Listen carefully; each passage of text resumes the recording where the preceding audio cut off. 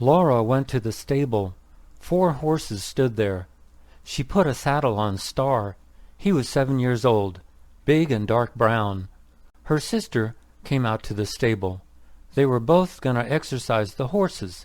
It was a warm, sunny day.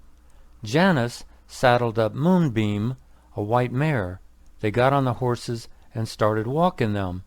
A few minutes later, Laura was telling Janice about the new doctor in her hospital. She raised her hand for a second to make a point. Just then, Star bucked. Laura went flying into the air. She landed on her head and shoulder on the grass. "Oh my gosh," Jan cried. "Laura, are you all right?" Laura moaned. Jan gently rolled her over. She didn't see any blood. That's good, she thought. "Can you move? You're not paralyzed anywhere, are you?" Jan pulled Laura up into a sitting position. Laura slightly moved her legs and arms. She wasn't paralyzed. When she moved her right hand to touch her head, she groaned. "What's the matter?"